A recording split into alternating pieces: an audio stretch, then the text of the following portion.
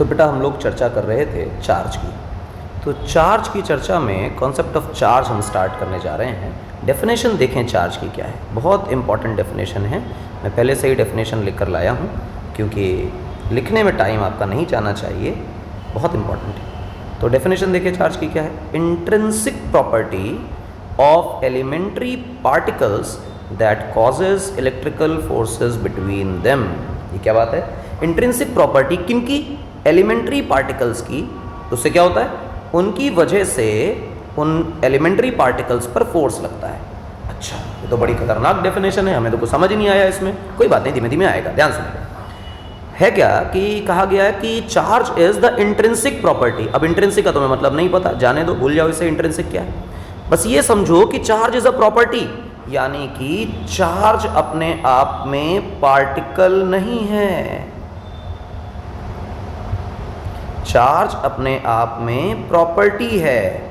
किसकी प्रॉपर्टी है, पार्टिकल की प्रॉपर्टी है। अच्छा, यानी चार्ज खासियत है, चार्ज प्रॉपर्टी है, चार्ज किसी कीमत पर, कोई पार्टिकल खुद नहीं है। यानी इलेक्ट्रॉन चार्ज नहीं है, इलेक्ट्रॉन चार्ज नहीं है, इलेक्ट्रॉन पर चार्ज है, इलेक्ट्रॉन की प्रॉपर्टी है चार्ज।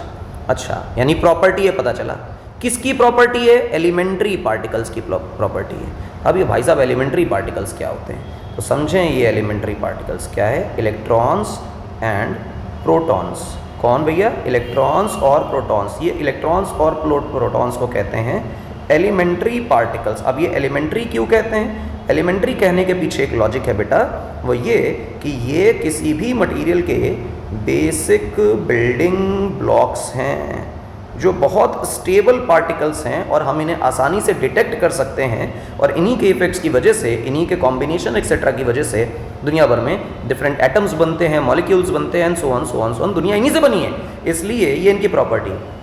तो यार एलिमेंट्री पार्टिकल क्या, इलेक्ट्रॉन प्रोटॉन न्यूट्रॉन से सब बनता, तो उन्हीं की प्रॉपर्टी होगी। इसका अर्थ ये है, छोटी बात नहीं है, इसका मतलब ये है कि चार्ज एटम की प्रॉपर्टी नहीं है, चार्ज मॉलिक्यूल की प्रॉपर्टी नहीं है, चार्ज हमारी या चार्ज तुम्हारी प्रॉपर्टी नहीं है। हम पर तुम पर चार्ज नहीं है, चार्ज सिर्फ और सिर्फ दो लोगों पे है। पहला है भाई अपना इलेक्ट्रॉन, दूसरा है भाई अपना प्रोटॉन। और जिस भी बॉडी पर चार्ज आता है वो चार्ज सिर्फ और सिर्फ इलेक्ट्रॉन और प्रोटॉन की वजह से आता है और किसी की वजह से नहीं आता। बड़ा इंपॉर्टेंट है। अगर ये बात समझ में आती तो आप देखें कि elementary particles, electrons and protons, इनकी वजहों से किसी भी बॉडी पर चार्ज आ सकता है। अच्छा, ठीक है। इसकी वजह से क्या होता है, इलेक्ट्रिकल फोर्सेस लगते हैं उनके बीच में। अब साहब ये इलेक्ट्रिकल फोर्सेस क्या होते हैं, तो आपको इलेक्ट्रिकल फोर्स भी समझ में आना चाहिए। इलेक्ट्रिकल फोर्स तुम जानते हो, प्लस प्लस और माइनस माइनस को पास रखो, देखो प्लस प्लस भी रिपेल करेंगे, माइनस माइनस भी रिपेल करेंगे, प्लस माइनस अट्रैक्ट करेंगे। ये सब फोर्स एट अ डिस्टेंस होती है। ये सब बचपन में हम लोग पढ़ चुके हैं 9th क्लास में। फोर्स एट अ डिस्टेंस का अर्थ होता है कि हमें किसी को टच करने की ज़रूरत नहीं है, नो टच रिक्वायर्ड। इसका अर्थ ये हुआ कि अगर कोई टच रिक्वायर्ड नहीं है, मतलब नॉन कॉन्टैक्ट फोर्स है। कॉन्टैक्ट फोर्स दो तरह की होती थी, याद करो, नॉन कॉन्टैक्ट फोर्सेस दो तरह की होती थी। एक होती थी ग्रेविटेशनल, एक होती थी इलेक्ट्रोमैग्नेटिक। ये इलेक्ट्रोमैग्नेटिक फोर्सेस को ही नाम दिया जा रहा है इलेक्ट्रिकल फोर्सेस, यानी चार्ज की वजह से इलेक्ट्रिकल फोर्सेस जनरेट होती हैं। हाँ, तो भैया ये इंट्रिंसिक प्रॉपर्टी क्या है, इंट्रिंसिक प्रॉपर्टी का मतलब है ऐसी प्रॉपर्टी जो ना ली जा सके और ना दी जा सके। ना तुम इलेक्ट्रॉन को चार्ज दे सकते हो, ना इलेक्ट्रॉन से चार्ज ले सकते हो। जब तक इलेक्ट्रॉन जीवित है तुम उसका चार्ज ना दे पाओगे ना ले पाओगे। सर लेकिन एक बात हमने सीखी कि मान लीजिए आपके पास एक रॉड है, इस रॉड को आपने घिस घिस के रब कर दिया। अब रब किया तो इस पर पॉजिटिव पॉजिटिव चार्ज आ गया, जिस कपड़े से रब किया उस पर नेगेटिव नेगेटिव चार्ज आ गया। अरे बुद्धू, ये चार्ज कपड़े और रॉड पे आया है, कपड़े और रॉड की तो प्रॉपर्टी ही नहीं है चार्ज। चार्ज तो इलेक्ट्रॉन और प्रोटॉन की प्रॉपर्टी है। ना तुम प्रोटॉन को चार्ज दे रहे हो, ना तुम इलेक्ट्रॉन को चार्ज दे रहे हो, ना तुम प्रोटॉन से चार्ज ले रहे हो, ना तुम इलेक्ट्रॉन से चार्ज ले रहे हो। आप तो इन दोनों में घिस घिसाकर इलेक्ट्रॉन ट्रांसफर कर रहे हो, क्योंकि इलेक्ट्रॉन ट्रांसफर हो रहे हैं तो इलेक्ट्रॉन के आने और जाने से इलेक्ट्रॉन की वजह से चार्ज आ रहा है। समझे, किसी चीज़ को चार्ज दिया नहीं जा रहा। समझे बात, ये डेफिनेशन है हमारे किसकी भैया, चार्ज की। चार्ज इंट्रिंसिक प्रॉपर्टी है जिससे उनके बीच में फोर्सेस लगती हैं। अच्छा ठीक, बढ़िया बात। चार्ज किस नेचर की क्वांटिटी है? तो ध्यान रखें, स्केलर क्वांटिटी। स्केलर क्वांटिटी का मतलब मैग्नीट्यूड तो साहब होता है, लेकिन इसमें डायरेक्शन नहीं होती। कितने प्रकार का चार्ज है? 2 प्रकार का बेटा हमें यहाँ पर चार्ज देखने को मिलता है। बड़ी इंपॉर्टेंट बात है, 2 प्रकार का चार्ज आप देखेंगे। कौन कौन से 2 प्रकार का? एक देखेंगे पॉजिटिव और एक देखेंगे नेगेटिव। ये बड़ा इंपॉर्टेंट है, आप पॉजिटिव नेगेटिव को समझें। कई बच्चे इन्फर करते हैं कि पॉजिटिव का मतलब हो गया कि 0 से बड़ा और नेगेटिव का मतलब हो गया 0 से छोटा, जो कि गलत है। ये सिर्फ टाइप्स हैं। टाइप्स का मतलब मान लीजिए कि एक है टीम ए और दूसरी है टीम बी। हम ए और बी नाम देने की बजाय उन्हें क्या नाम दे रहे हैं? पॉजिटिव और नेगेटिव। इसका ये बिल्कुल अर्थ नहीं है कि कोई आदमी सच में पॉजिटिव है, कोई आदमी सच में नेगेटिव है। This is just the name of type of charges. यानी कि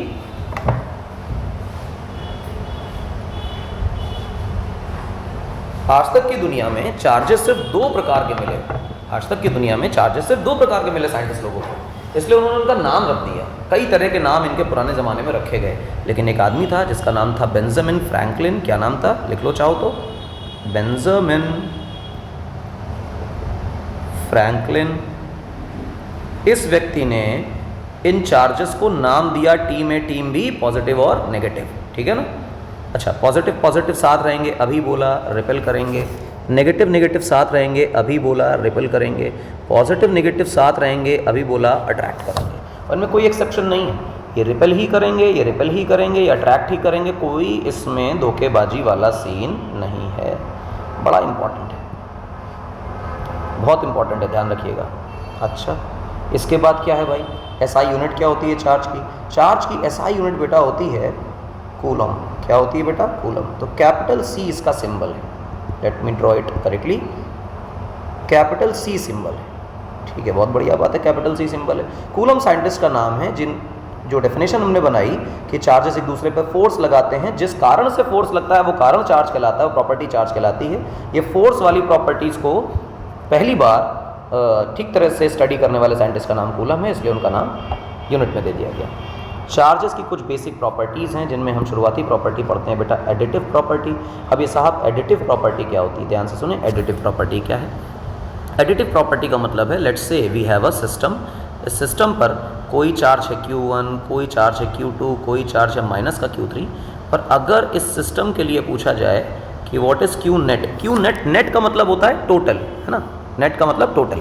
what is a total charge? तो कोई बच्चा कहेगा Q1 प्लस Q2 माइनस का Q3। समझे मेरी बात? Q1 प्लस Q2 माइनस का Q3। ये बड़ा इंपॉर्टेंट है। अच्छा, अब अगर तुम इसे ठीक तरह से डिफाइन भी करने लग जाओ तो तुम ऐसा कहोगे कि यार इन सबको तो ऐड कर दिया गया, ऐड करो। लेकिन ध्यान दो, प्लस वाला प्लस के साथ, प्लस वाला प्लस के साथ, लेकिन माइनस वाला माइनस के साथ। यानी कहा जाएगा साइन के साथ ऐड करो। किसके साथ भैया? साइन के साथ ऐड करो। जब भी कभी स्केलर नंबर्स को साइन के साथ ऐड करते हैं तो नाम दिया जाता है कि ये चीज़ एल्जेब्रिक सम है। क्या है भैया? एल्जेब्रिक सम है। बड़ी इंपॉर्टेंट बात है, एल्जेब्रिक सम है। तो ये जो चार्ज है किसी सिस्टम का, वो चार्ज एल्जेब्रिक सम होता है। यानी किसी सिस्टम में कितना चार्ज है, अगर आप ये पता करना चाहते हैं तो कुछ और मत करिए, उस सिस्टम में कितने इंडिविजुअल चार्जेस हैं वो देखिए और उन सब का उठा करके टोटल सम कर दीजिए साइन के साथ। बड़ी इंपॉर्टेंट बात कि जब आप ऐड करें तो साइन के साथ ऐड करें। साइन के साथ ऐड करने से बात बन जाती है और जो टोटल चार्ज आता है वही सिस्टम का चार्ज रहता है। अच्छा, इसका मतलब ये है कि अगर मैं कहूँ कि मेरे पास +4 और -4 कूलम का चार्ज है, तो इस सिस्टम का जो टोटल चार्ज बनेगा बेटा वो कितना बनेगा? 0।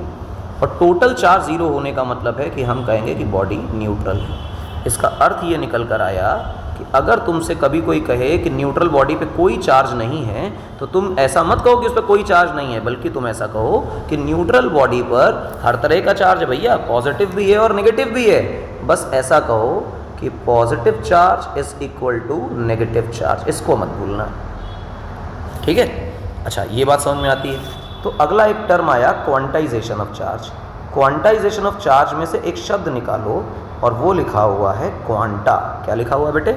क्वांटा शब्द लिखा है। बहुत ही इंपॉर्टेंट चीज़, क्वांटा शब्द लिखा है। अब ये क्वांटा शब्द क्या है? ध्यान से देखो। क्वांटा का जो मीनिंग है वो मीनिंग होता है बेटा पैकेट। क्या होता है? पैकेट। बड़ा इंपॉर्टेंट है, क्वांटा शब्द का मीनिंग है पैकेट। अच्छा सर, तो ये किसने दिया? शुरुआती दौर में क्वांटा शब्द जो आया साइंस में, वो मैक्स प्लैंक एक साइंटिस्ट है, आपने नाम सुना है, उनके द्वारा दिया गया। वो अलग थ्योरी है जहाँ पर क्वांटा आया, लेकिन चार्ज में भी वो चीज़ इस्तेमाल हो गई। क्वांटाइजेशन का मतलब पैकेटाइजेशन, यानी चार्ज आ रहा है पैकेट्स में, चार्ज आ रहा है पैकेट्स में, चार्ज आ रहा है पैकेट्स में। अब ये पैकेट्स का क्या सीन है? तो इस पैकेट के सीन को इस तरह समझो कि यू हैव अ बाल्टी ऑफ कैपेसिटी 20 लीटर्स। आपने यहाँ पर एक नल लगा दिया, नल से कॉन्टीन्यूअस पानी गिर रहा है, कॉन्टीन्यूअस पानी गिर रहा है, तो उसमें पानी भर रहा है, पानी भर रहा है, पानी भर रहा है, पानी भर रहा है, पानी भर रहा है, और ये पानी भरते भरते पूरा भर गया। तुमसे कोई कहे कि भैया 1 लीटर पानी कभी था इसमें, तो तुम कहोगे हाँ। 2 लीटर, 2 भी था। 2.5 लीटर, 2.5 भी था। 3.75, वो भी था। 4.42, ये भी था। 5.67, ये भी था। 8.93, ये भी था। यानी हर वैल्यू ऑफ चार्ज अवेलेबल थी। इसके कंट्रास्ट में तुमने वही 20 लीटर की बाल्टी ली, और 20 लीटर की बाल्टी में इस बार टैप से पानी नहीं भरना है, बल्कि छोटी छोटी 1 लीटर की छोटी छोटी 1 लीटर की छोटी छोटी 1 लीटर की बॉटल्स फिल करी। ठीक, अब इन 1 लीटर की बॉटल को खोलना अलाउड नहीं है। पैकेट को छोटा नहीं कर सकते, खोलना अलाउड नहीं है। अब सोचो, जब तुम 1 लीटर लाए तो पानी आया 1 लीटर, दूसरी बोतल लाए 2 लीटर, तीसरी लाए 3 लीटर, चौथी लाए 4 लीटर, पांचवी लाए 5 लीटर, छठी लाए 6 लीटर, फिर 7 लीटर, फिर 8 लीटर। लेकिन अगर तुमसे कोई कहे कि इस केस में क्या 2.4 लीटर्स आ सकता है, तो तुम कहोगे पॉसिबल ही नहीं है भैया, क्योंकि 2 के बाद तो आंसर 3 आ रहा है, हम 1-1 लीटर के पैकेट में ला रहे हैं। पैकेटाइजेशन का मतलब है ये। इसका मतलब वी हैव 10 रुपये दे तुरतुरे, 1 packet, 2 packet, 3 packet, 4 packet, 5 packet, 6 packet, और हर एक पैकेट 10 ग्राम का है। ईच पैकेट, अगर हर पैकेट 10 ग्राम का है, तो मेरे बच्चों, क्या ये बात तुम्हें आसानी से समझ नहीं आती कि ईच पैकेट 10 ग्राम का है और आपको पैकेट खोलना अलाउड नहीं है?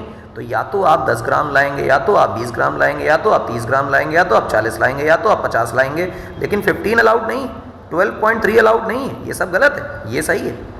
यानी अगर पैकेट्स में चीज़ें आने लगी, तो पैकेट्स की एक बात हो जाएगी कि some certain values are allowed, some certain values are allowed. सिर्फ कुछ सर्टेन वैल्यूज ही अलाउड होंगी, और इन सर्टेन वैल्यूज़ को अलाउ करके ही आप ये इंश्योर कर पाएंगे कि साहब आपका काम हो गया और मटेरियल आ गया। लेकिन अगर आप हर वैल्यू को अचीव करना चाहें, तो हर वैल्यू अचीव नहीं हो सकती। Not each any value can be attend, हर एक वैल्यू अटेन नहीं की जा सकती। यही बात है पैकेटाइजेशन, और पैकेटाइजेशन का थोड़ा सा अपर वर्जन क्वांटाइजेशन। थोड़ा स्टाइलिश नाम है, सुनकर अच्छा लगता है, लेकिन एज सच कोई बहुत बड़ा चमत्कार इसमें नहीं है। अच्छा, आप देखें, there is a neutral body called A, there is another neutral body called B. Neutral body है का मतलब इसमें कोई इलेक्ट्रॉन नहीं होगा, कोई प्रोटॉन नहीं होगा, ना बाबा ना। इलेक्ट्रॉन और प्रोटॉन्स की संख्या बराबर होगी। इलेक्ट्रॉन प्रोटॉन की संख्या बराबर होने से ये आदमी न्यूट्रल कहला रहा है। बहुत इंपॉर्टेंट है, इसे तुम्हें सुनना पड़ेगा, समझना पड़ेगा, ऐसे नहीं आएगा। और दूसरी बॉडी भी वही थी, ठीक, number of electrons equal to number of protons, जिसके कारण से बॉडी क्या बन गई भैया? ये बॉडी बन गई न्यूट्रल। बहुत ही इंपॉर्टेंट दशा दिशा, ध्यान सुने। अच्छा साहब, बी बॉडी थोड़ी ज़्यादा बॉडी थी, इसने ए से कुछ 100 इलेक्ट्रॉन उधार मांगे, तो इस पर 100 इलेक्ट्रॉन का नेगेटिव चार्ज आ गया, और इस पर 100 इलेक्ट्रॉन का पॉजिटिव चार्ज आ गया, क्योंकि जहाँ से इलेक्ट्रॉन जाएगा उस पर पॉजिटिव चार्ज आएगा, इलेक्ट्रॉनों की कमी हो गई, और जिस पर एक्स्ट्रा चार्ज आएगा उस पर नेगेटिव चार्ज आएगा। लेकिन अगर इस 100 की जगह इसने 20 इलेक्ट्रॉन मांगे होते, तो यहाँ 20 इलेक्ट्रॉन का नेगेटिव चार्ज आता, यहाँ 20 इलेक्ट्रॉन का पॉजिटिव चार्ज आता। सोचो कि अगर इसने यहाँ पर 3.5 इलेक्ट्रॉन्स उधार मांगे होते, तो यहाँ 3.5 इलेक्ट्रॉन का नेगेटिव चार्ज आता, यहाँ 3.5 इलेक्ट्रॉन का पॉजिटिव चार्ज आता। अब इनमें अगर तुम ध्यान दो, तो पहली शर्त तो तुम्हें ठीक लग रही है, दूसरा वाला लेन देन भी सही लग रहा है, तीसरे वाले में घालमेल लग रहा है कि भैया 3.5 इलेक्ट्रॉन लाओगे कहाँ से, जब इलेक्ट्रॉन के टुकड़े ही नहीं होते हैं। तुमने तो पढ़ रखा है ना कि इलेक्ट्रॉन इज स्मॉलेस्ट। वैसे सच बात यह है कि इलेक्ट्रॉन स्मॉलेस्ट नहीं, इससे भी छोटे पार्टिकल्स होते हैं, but those are not really stable और वो इंडिपेंडेंट स्टेट में नहीं रहते। तो हमारी दुनिया जो चल रही है, जो हमारी पढ़ाई है, उसमें इलेक्ट्रॉन को स्मॉलेस्ट मानना है, क्योंकि इलेक्ट्रॉन ही सबसे छोटा नन्ना मुन्ना पार्टिकल है। तो आप किसी कीमत पर 3.5 इलेक्ट्रॉन नहीं ला सकते, 0.5 इलेक्ट्रॉन नहीं ला सकते। यानी कि क्या होगा? यानी ये होगा कि जब आप चार्ज लाने की कोशिश करेंगे तो इलेक्ट्रॉन का चार्ज हुआ ई, इलेक्ट्रॉन का चार्ज तो जानते हो ना, ई की वैल्यू 1.6 10⁻⁻19 कूलम्स। ठीक, ये इंपॉर्टेंट है। 1.6 10⁻⁻19 कूलम इलेक्ट्रॉन का चार्ज है, और इलेक्ट्रॉन का जो चार्ज है उतना ही चार्ज प्रोटॉन पर भी होता है। बस ऐसा याद रखो कि प्लस है तो प्रोटॉन है और माइनस है तो इलेक्ट्रॉन है, वैल्यू सेम होती है। अब 1 इलेक्ट्रॉन आया तो ई, 2 आए तो 2e, 3 आए तो 3e, 4 आए तो 4e, 5 आए तो 5e, ऐसा रहेगा।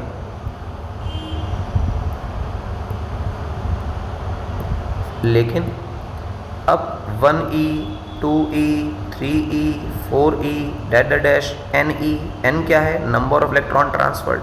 तो क्वांटाइजेशन कहता है कि जितना तुम चार्ज किसी एक बॉडी से दूसरी बॉडी में ट्रांसफ़र कर सकते हो, वो 1 इलेक्ट्रॉन का charge into number of electron transferred होंगे। एक कुरकुरे का पैकेट, एक कुरकुरे के पैकेट में कितना अमाउंट है इनटू नंबर ऑफ पैकेट्स, यानी एक कुरकुरे का पैकेट कितना कुरकुरे लाता है? 10 ग्राम, यानी ई, और कितने कुरकुरे के पैकेट तुम लाए हो वो टोटल बन जाएगा। यानी एक पैकेट में कितना चार्ज ला रहे हो, एक पैकेट कौन है? इलेक्ट्रॉन पैकेट है। इलेक्ट्रॉन के पैकेट में कितना चार्ज आ रहा है इनटू कितने इलेक्ट्रॉन ला रहे हो, वही तो टोटल चार्ज बनेगा। हाँ सर, बिल्कुल बनेगा। तो अगर ये सारी बातें तुम्हें समझ में आ गई हैं तो मैं इन सब को ज़रा इरेज कर दूँ, और इन सब को इरेज कर एक ठीक बातें तुम्हारे लिए लिख दूँ यहाँ काम की। लिखो Q = ±NE, सबसे पहले तो ये लिखो, और यही क्वांटाइजेशन का मैथमेटिकल फॉर्म है कि total charge transferred to a body is ±NE। N is the number of electrons transferred, ठीक, E for charge on 1 electron, ठीक है। और total charge, total electrons transfer to the particle is integer value only. ये important बात है कि अगर किसी एक पार्टिकल को आपने चार्ज दिया है तो ये याद रखिएगा कि आप इलेक्ट्रॉन्स इंटीग्रल वैल्यूज़ में ही ट्रांसफ़र कर सकते हैं। भैया आधा पौना तो इलेक्ट्रॉन नहीं होता, नहीं तो तुम भी जानते हो कि you can not have value of electron to be 2.3, 7.2, आप इलेक्ट्रॉन के टुकड़े नहीं होते। तो ये जब ये तुम्हें आएगा तो बड़ा इंपॉर्टेंट है, बड़ा इंपॉर्टेंट, ध्यान से सुनिएगा। जब ये तुम्हें आए तो तुम्हारे दिमाग में कुछ कुछ बातें ज़रूर रहनी चाहिए। जैसे इसी में मैं तुमको बता देता हूँ कहीं,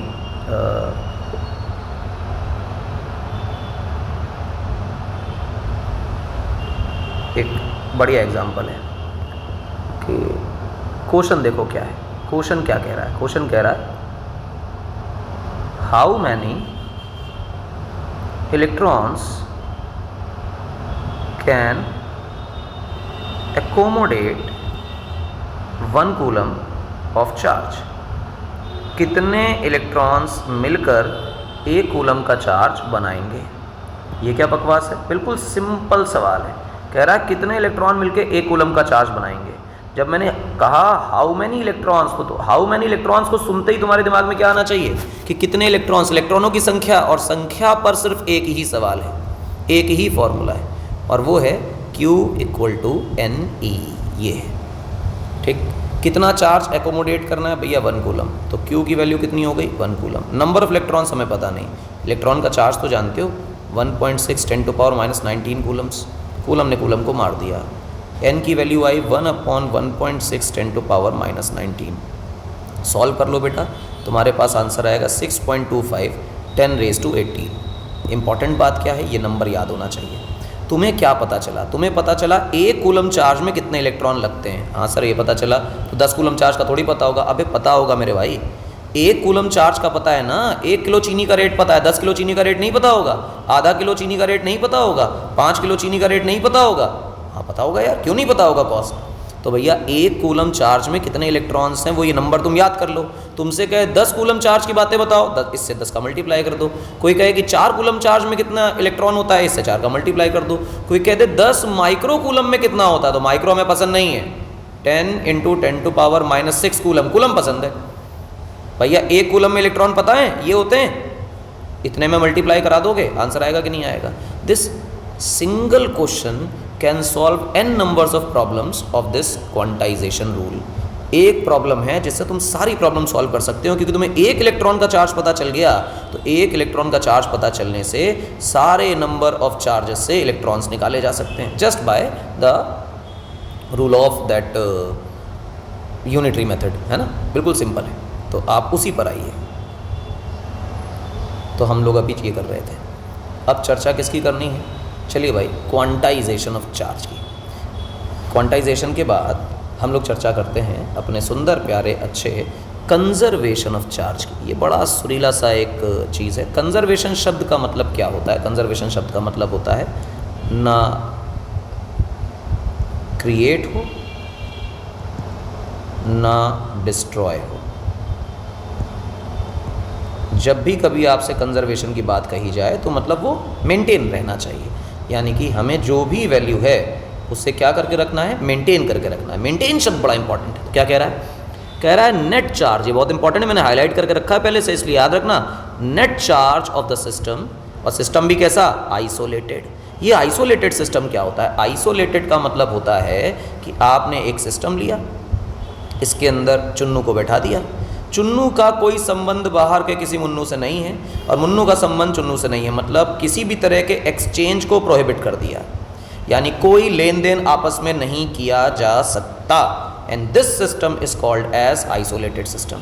कह रहा है टोटल चार्ज, सिर्फ प्लस की बात नहीं कर रहा है, सिर्फ माइनस की बात नहीं कर रहा है, it is dealing with the total charge of an isolated system. लेन देन अलाउड नहीं है, पर अगर ये दो काम कर दिए तो आइसोलेटेड सिस्टम का नेट चार्ज हमेशा कांस्टेंट रहता है। कांस्टेंट रहने का मतलब ना तो कोई चार्ज बढ़ने वाला है ना तो कोई चार्ज घटने वाला है, दोनों को अलाउ नहीं किया। अच्छी बात है, तो सिंपल है, इसका मतलब charge can never be created, charge can never be created nor be destroyed. यही तो हुआ ना, जैसे एनर्जी कंजर्वेशन की बात थी, एग्जैक्टली वही है हमारा चार्ज कंजर्वेशन, जो कह रहा है चार्ज बनाया भी नहीं जा सकता और मिटाया भी नहीं जा सकता। लेकिन सुनो एक फिजिक्स का कॉन्सेप्ट क्या है, कह रहा है यू कांट क्रिएट और destroy the charge, very simple, but you can create और डिस्ट्रॉय चार्ज पार्टिकल्स। अबे ये क्या बात है, चार्ज को खत्म नहीं कर सकते हैं लेकिन चार्ज पार्टिकल को खत्म कर सकते हैं। चार्ज को बना नहीं सकते बट चार्ज पार्टिकल को बना सकते हैं। ये क्या बकवास है? आओ देखो क्रिएशन ऑफ चार्ज पार्टिकल्स कैसे होता है, तुमको बताते हैं, बड़ा बढ़िया सा कॉन्सेप्ट है। गामा फोटॉन से मेटल्स के ऊपर इन्हें बम्बार्ड कराया जाता है। आप सब जानते हैं कि गामा फोटॉन्स क्या होता है, बहुत ज़्यादा बताने की आवश्यकता नहीं है गामा फोटॉन्स के विषय में, है ना, तो मैं इस पर बहुत ज़्यादा नहीं बोल रहा हूँ। अगर ये मेटल पे गिराए जाते हैं तो गामा फोटॉन्स में से कुछ गामा फोटॉन्स सूटेबल एनर्जी के जो होते हैं उनसे अपने आप इलेक्ट्रॉन और इलेक्ट्रॉन का एक एंटी पार्टिकल जिसे हम नाम देते हैं पॉजिट्रॉन, ये बन जाते हैं। गामा फोटॉन डिस्ट्रॉय हो जाता है लेकिन पार्टिकल्स बन जाते हैं। गामा फोटॉन इलेक्ट्रिकली कैसा होता है बेटा? न्यूट्रल होता है, इस पर कोई चार्ज नहीं होता। भैया लाइट के पार्टिकल पे काहे का चार्ज? राइट में देखें, आपने एक पॉजिटिव चार्ज बनाया एक नेगेटिव चार्ज बनाया, पर टोटल चार्ज अगर आप देखें तो आप टोटल चार्ज अभी भी ज़ीरो रख रहे हैं, यानी सिस्टम अभी भी न्यूट्रल है। यानी कि आपने चार्ज पार्टिकल क्रिएट कर दिए, पॉजिटिव बढ़ाया तो साइमल्टेनियसली उतना ही नेगेटिव भी बढ़ाना पड़ा ताकि टोटल चार्ज ना क्रिएट हो ना डिस्ट्रॉय हो। इसी तरह आप पाते हैं कि डिस्ट्रक्शन ऑफ चार्ज पार्टिकल भी होता है। डिस्ट्रक्शन क्या है? ये है आपका इलेक्ट्रॉन और ये है आपका पॉजिट्रॉन, ये है इलेक्ट्रॉन और ये है मेरे बच्चे पॉजिट्रॉन। समझे मेरी बात? इलेक्ट्रॉन और पॉजिट्रॉन जब भी कभी कांटेक्ट में आते हैं तो ये गामा फोटॉन्स में कन्वर्ट हो जाते हैं। मतलब एनर्जी से बना, यहाँ पर देखो ध्यान से क्या हो रहा है, यहाँ पर एनर्जी थी और यहाँ पर देखो क्या है, पार्टिकल्स।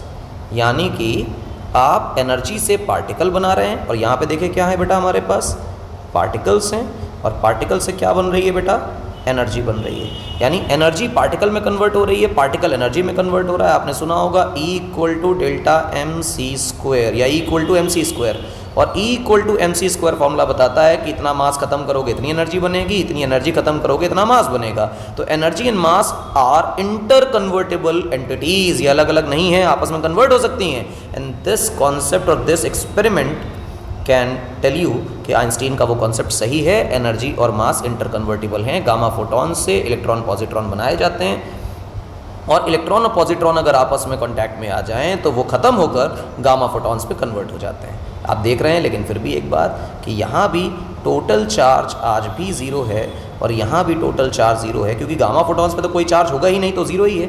यहाँ नेगेटिव चार्ज है, यहाँ पॉजिटिव चार्ज है, पर टोटल चार्ज कितना है, जितना पॉजिटिव उतना नेगेटिव मिला के ज़ीरो, ठीक। और लेकिन नेगेटिव चार्ज भी है और पॉजिटिव चार्ज भी है। We have destroyed a negative particle along with the positive particle so that the total charge is zero, and again the total charge is zero on the right hand side. Hence we cannot create charge, we cannot destroy charge, but we can destroy the charge particles, we can create the charge particles here। ठीक है, थोड़ा ज़्यादा हो गया, ठीक है। पर बात ये है यार, हम तो इलेक्ट्रिसिटी पढ़ रहे हैं। अब इलेक्ट्रिसिटी पढ़ते पढ़ते अगर हम चार्ज पे ही चर्चा करने लग जाएं तो महीना भर तो चार्ज ही पढ़ाया जा सकता है। तो we are not really bothered about the charge anymore, तो हम लोग उसकी चर्चा नहीं करते हैं, क्योंकि चार्ज की चर्चा एंडलेस है। आप पढ़ते रहो पढ़ते रहो पढ़ते रहो, एक बहुत बड़ी साइंस है ना। तो हम इसकी चर्चा नहीं करते हैं। We are now returning to our own बढ़िया चैप्टर इलेक्ट्रिसिटी। यहाँ पे एक नया कॉन्सेप्ट है इलेक्ट्रिसिटी को, करंट को फ्लो कराने के लिए रिस्पॉन्सिबल फैक्टर। रिस्पॉन्सिबल फैक्टर के नाम पर एक चीज़ आती है जिसको हम लोग बोलते हैं इलेक्ट्रिक पोटेंशियल। समझे बेटा, क्या बोलते हैं, इलेक्ट्रिक पोटेंशियल। तो हम इलेक्ट्रिक पोटेंशियल देख रहे हैं, देखना बेटा ध्यान से। मान लो कि यहाँ पे कोई एक चार्ज रखा हुआ है, जिसे हम क्यों कह रहे हैं पॉजिटिव चार्ज। इस पॉजिटिव चार्ज का एक बढ़िया सा नाम है source charge. This is our source charge. इससे इन्फानाइट डिस्टेंस दूर पर, इन्फानाइट का मतलब बगल वाली गैलेक्सी नहीं, बस बहुत दूर। बहुत दूर का मतलब जब ये चार्ज और ये चार्ज आपस में कोई इंटरेक्शन ना कर रहे हो, इंटरेक्शन का मतलब कोई फोर्स ना लगा रहे हो, एक दूसरे से बहुत दूर रखे हैं। मान लो एक चार्ज तुमने अपने कमरे में रखा, ये कमरे में रखा है, और ये रखा है रोड पर, तो भैया ये इन्फानाइट दूरी होगी कि फोर्स नहीं लगाने वाले आपस में। अच्छा, कोई फोर्स नहीं, लेकिन धीमे धीमे धीमे धीमे इस क्यू नॉट चार्ज, जिसको तुम टेस्ट चार्ज कह रहे हो, नाम है, आप इसको लेकर आते हैं, और कभी ना कभी ये फोर्स लगना रिपल्शन की शुरू हो जाती है। तो आप रिपल्शन की फोर्स देख रहे हैं। इस रिपल्शन के अगेंस्ट आप ये एफ एक्सटर्नल लगा कर खींच के स्लोली आप एक पॉइंट तक इसको लेकर आते हैं। ठीक है, अच्छी बात है। तो आपको पता चला कि आपने फोर्स लगाया और आपने डिस्प्लेसमेंट किया। अबे ये तो वर्क होता है। यानी कि इस सोर्स चार्ज के आसपास अगर आप इन्फिनिटी से किसी चार्ज पार्टिकल को घसीट के ला रहे हैं, तो लाने में आपको वर्क करना पड़ेगा, और जो वर्क आप करेंगे वो इस चार्ज की पोटेंशियल एनर्जी में स्टोर हो जाएगा बंधु। क्योंकि सेकंड चैप्टर में क्या पढ़ाया गया है, सेकंड चैप्टर में पढ़ाया गया है कि चार्ज या किसी भी पार्टिकल पर जब तुम वर्क करते हो तो वो वर्क उसकी पोटेंशियल एनर्जी में स्टोर हो जाता है। ठीक है, अच्छी बात है। तो हम यहाँ पर एक चीज़ आपको डिफाइन करके देते हैं, ध्यान से देखिएगा।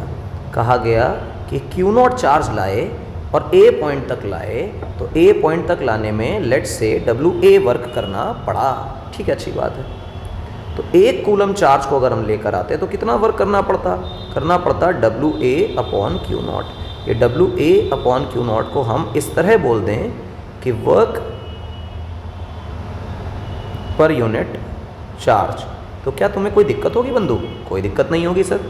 वर्क पर यूनिट चार्ज को ही हम एक नया नाम दे रहे हैं इलेक्ट्रिक पोटेंशियल।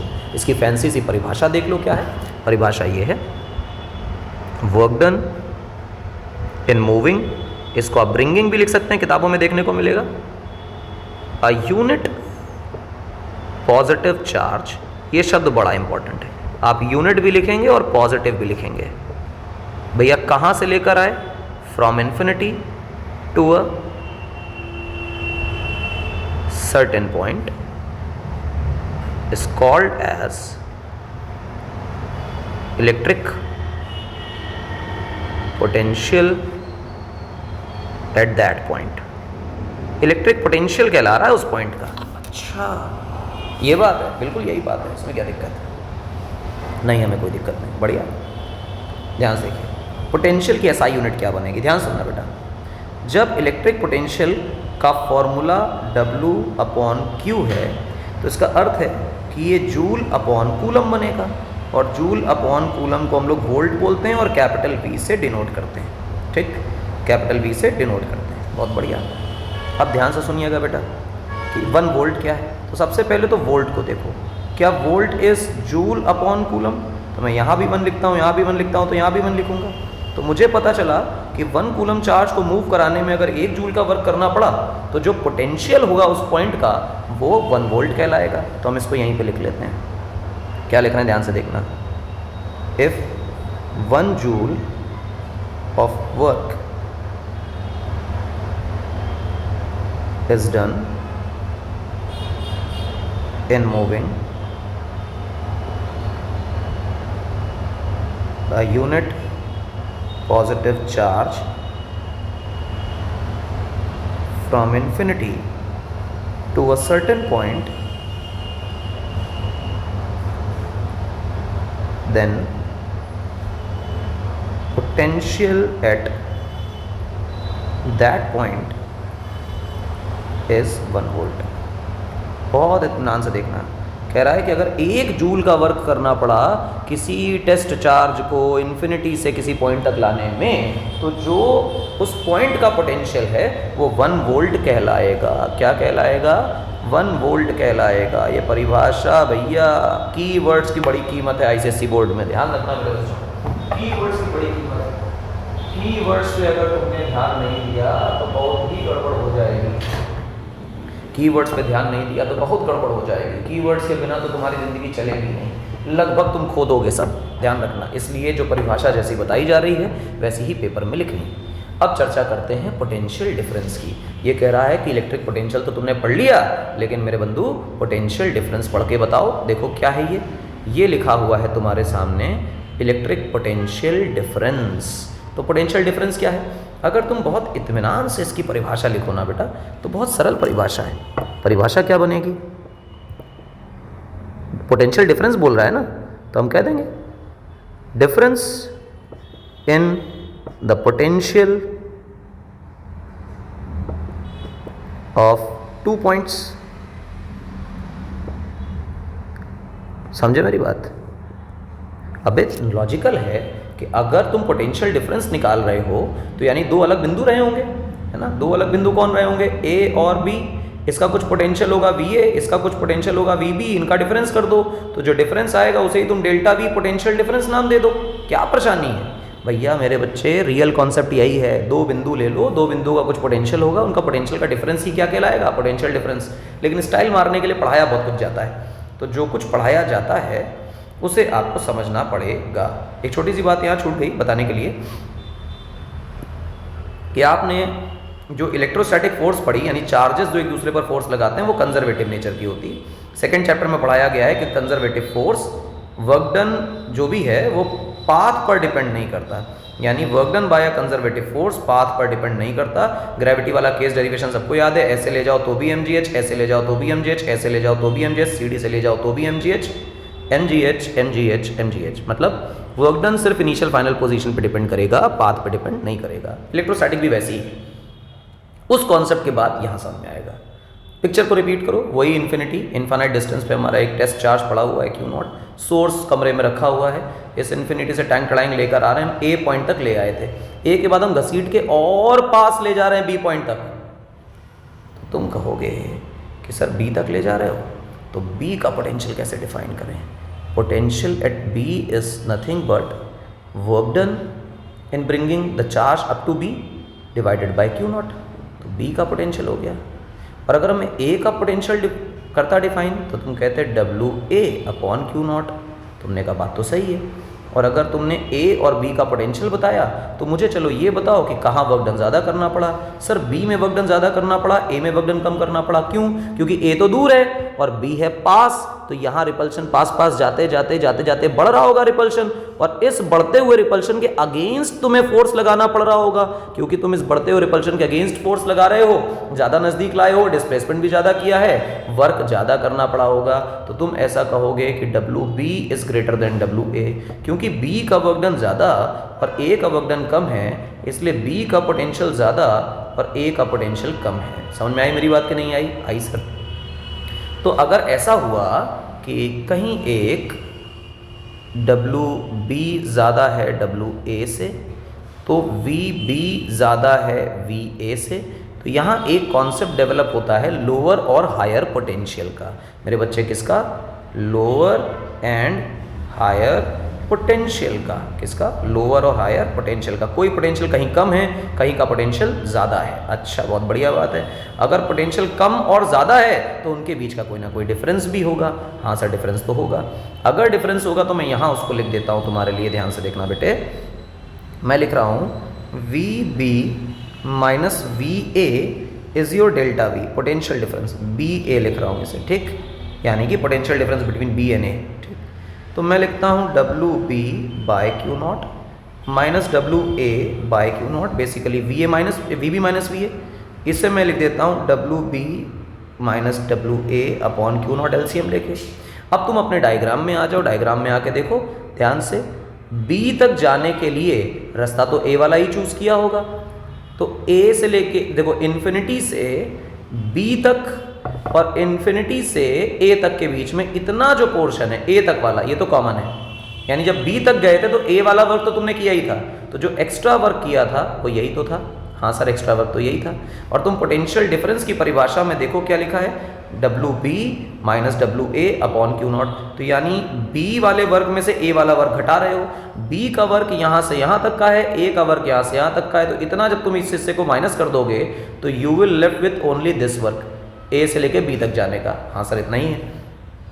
तो परिभाषा कैसे डिफाइन की जाएगी पोटेंशियल डिफरेंस की? तो आइए अब पोटेंशियल डिफरेंस की आपको छोटी छोटी सी परिभाषा बता देते हैं। ठीक, यहीं पर लल्लू बल्लू परिभाषा जरा सी देख लीजिएगा एक बार, है ना। परिभाषा आपको लिख के बताते हैं। डेफिनेशन लिखी जाएगी, work done in moving 1 coulomb positive charge from one point to other। Sir ये कैसे लिख दिया? अबे ध्यान से सुनो यार, अभी बताया, तुम लोग बिल्कुल ध्यान से नहीं देखते हो। चलो नालायक बाल को देखो, इन्फिनिटी से ए तक गए, इन्फिनिटी से बी तक गए, ठीक। तो ये हुआ ए का पोटेंशियल, ये हुआ बी का potential, work done upon charge कर रहे हैं, ठीक। तो डिफरेंस कितना होगा? डिफरेंस होगा V B minus V A. तो तुम लिखोगे W B minus W A upon Q naught, यही तो तुम लिख रहे थे। तो यानी बी वाले वर्क में से ए वाले वर्क को हटाना है। तुम्हें अभी मैंने बताया कि वर्क डन पाथ पे डिपेंड करता नहीं, तो इसका मतलब इतना वर्क यहाँ से यहाँ तक का, तुम ध्यान से देखो, तो बी और ए में सेम है। तो जब बी में से ए को घटाओगे तो इतना हिस्सा जो मैं शेड कर रहा हूँ कट जाएगा। तो what we will left with इतना वर्क, यानी ए से बी तक ले जाने में जो वर्क करना पड़ा वही एक्स्ट्रा वर्क करना पड़ा, और वही तुम्हारा पोटेंशियल डिफरेंस में रेसिडुअल रह गया। इसीलिए हमने डिफाइन किया कि work done in moving 1 coulomb positive charge from one point two other. अब इन्फिनिटी से लाने का कॉन्सेप्ट पूरी तरह से खत्म हो गया, you have nothing to do with infinity, ठीक। अच्छा सर, पोटेंशियल डिफरेंस आ गया सर, समझ में आ गया, बहुत बढ़िया। अब एक काम करो, एक पॉजिटिव चार्ज को यहाँ से देखो, यहाँ पॉजिटिव चार्ज है, इसको रिलीज करो। रिलीज करोगे तो कहाँ जाएगा? देखो ये भी पॉजिटिव है, देखो ये भी पॉजिटिव है, भागेगा इस तरफ, भागा इस तरफ। हाँ सर भागा, क्योंकि रिपेल होगा। अब रिपल्शन अट्रैक्शन भूल जाओ, ये देखो कि बी हायर पोटेंशियल पे था, हप्पू सिंह था, और ए लप्पू सिंह था। Higher potential lower potential. तो पॉजिटिव चार्ज को जब रिलीज किया तो वो अपने आप से जब भागा तो हायर से कहाँ भागा? लोअर की तरफ। हायर से कहाँ भागा? लोअर की तरफ। हायर से कहाँ भागा? लोअर की तरफ। तुम्हें अच्छा लगा? यानी तुम सीधा सीधा लिखोगे positive charge flows from higher potential to lower potential. हाँ सर, हायर से लोअर लिखेंगे हम, कोई दिक्कत वाली बात नहीं है। अच्छा लगा। लेकिन अब इसी जगह पर अगर तुम एक नेगेटिव चार्ज लेते यहाँ पर और इसको बेटा रिलीज़ करते, तो तो जब तुम इसे रिलीज करते तो ये प्लस से अट्रैक्ट होकर लेफ्ट में जाता। अब फॉरगेट अबाउट द अट्रैक्शन, ये था लोअर पोटेंशियल, ये था हायर पोटेंशियल। नेगेटिव चार्ज कहाँ जा रहा है? लोअर से हायर। लिख दीजिए भैया यहाँ पे, लोअर पोटेंशियल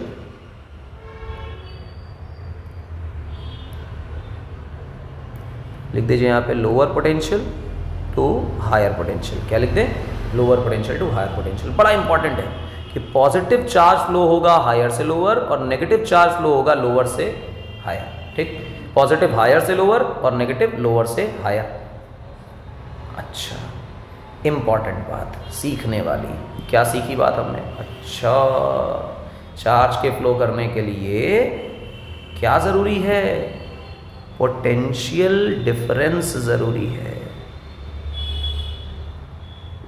पोटेंशियल डिफरेंस ज़रूरी है। क्या ज़रूरी है बंधु?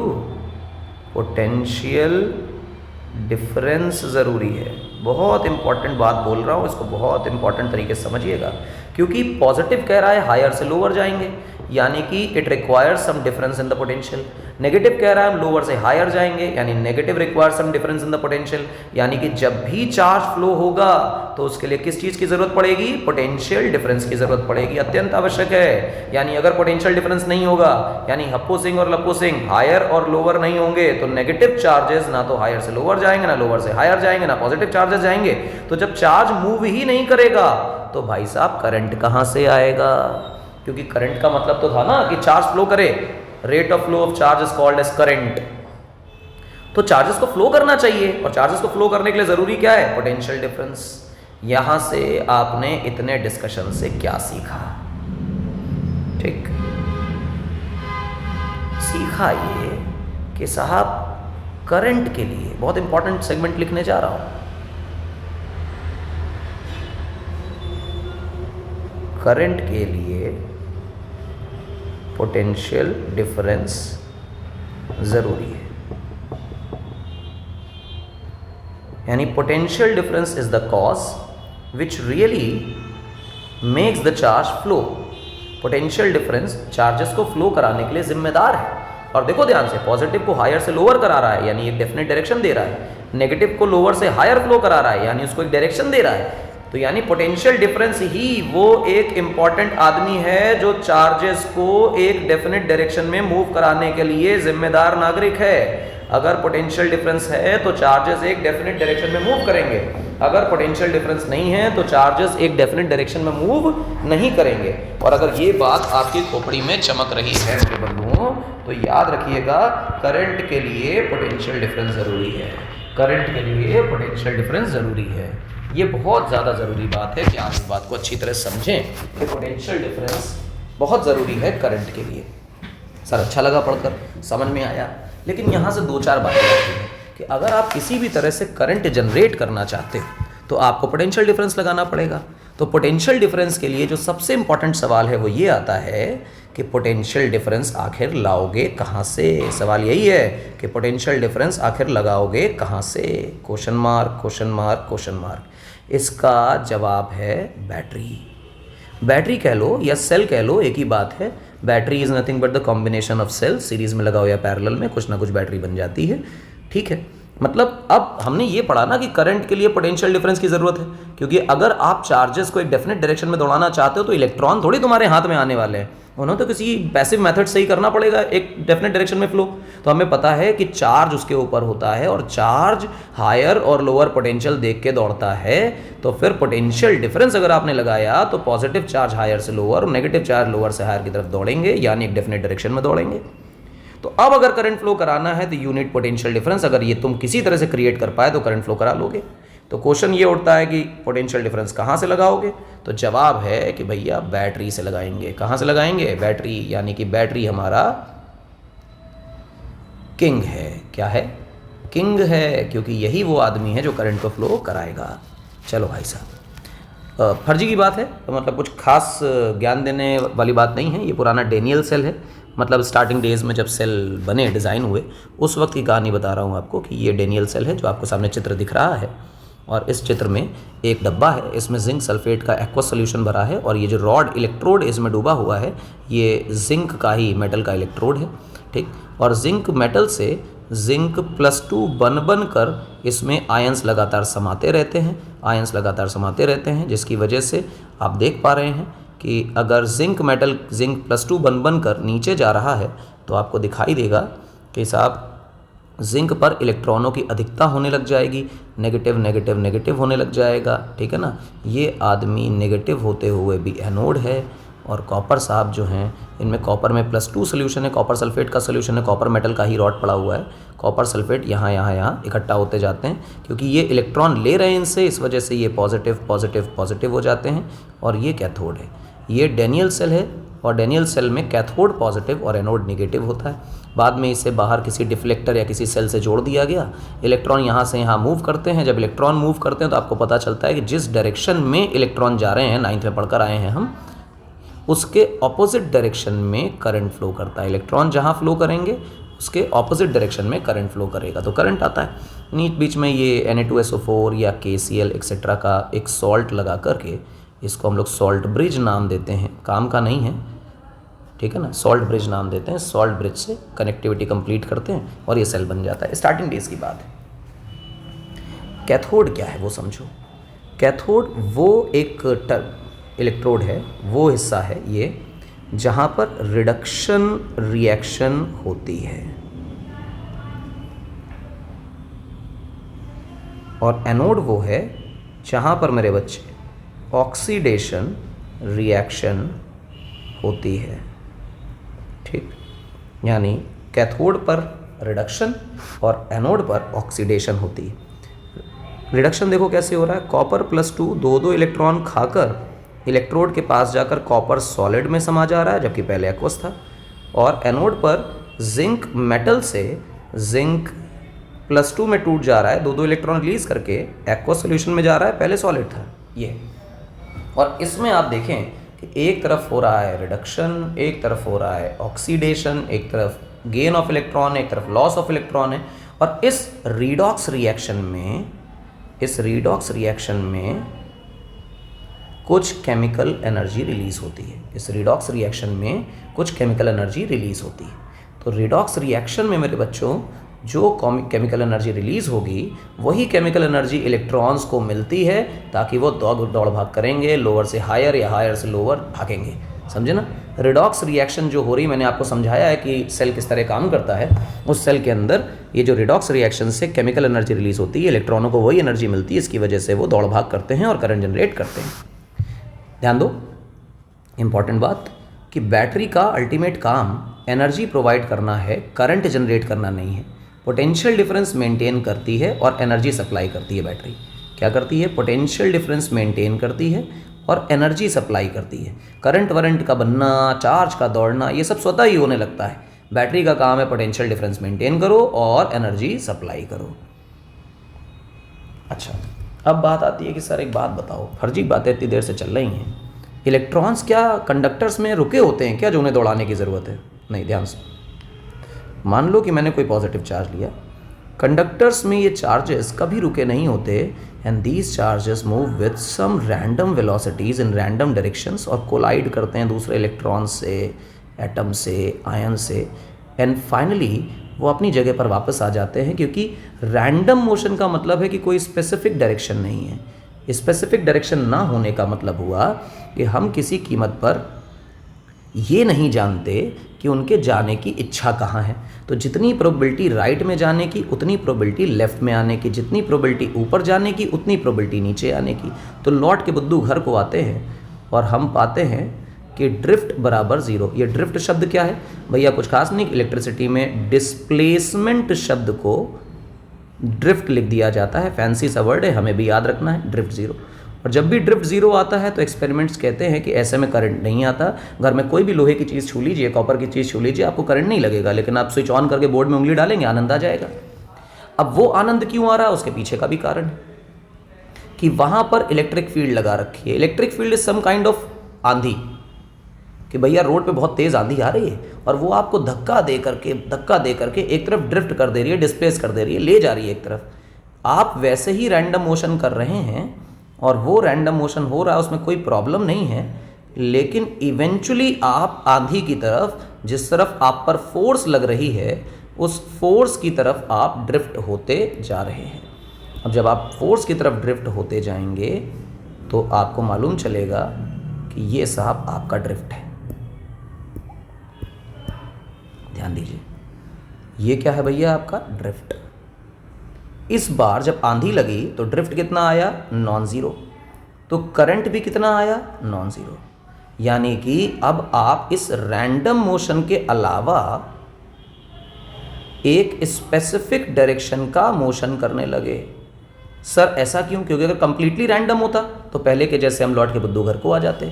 इस बार आंधी चली, फोर्स लगा, हम फोर्स की डायरेक्शन में डिस्प्लेस होते जा रहे हैं, फोर्स की डायरेक्शन में डिस्प्लेस होते जा रहे हैं, फोर्स की डायरेक्शन में डिस्प्लेस होते जा रहे हैं। तो अगर हम फोर्स की डायरेक्शन में भाई साहब डिस्प्लेस होते जा रहे हैं तो अर्थ ये निकल कर आता है कि हम स्पेसिफिक डायरेक्शन में मूव करते जा रहे हैं और ऐसे समय में करंट आ रहा है। अब मुझे बताओ बच्चों कि रैंडम डायरेक्शन का मोशन तुम्हें इलेक्ट्रिसिटी प्रोवाइड करेगा, करंट प्रोवाइड करेगा, ये स्पेसिफिक डायरेक्शन का, तो हम कहेंगे स्पेसिफिक डायरेक्शन का। तो ये हमारे लिए कूड़ा है और यही हमारे लिए सब कुछ है। तो आज का किंग कौन? आज का किंग स्पेसिफिक डायरेक्शन यानी कि ड्रिफ्ट। ड्रिफ्ट जितनी आएगी उतना करंट जनरेट होगा। तो फिलहाल लल्लू से कॉन्सेप्ट से हमने क्या सीखा? हमने सीखा कि ड्रिफ्ट से करंट आता है। बहुत खास बात है। किससे करंट आता है बच्चों? ड्रिफ्ट से करंट आता है।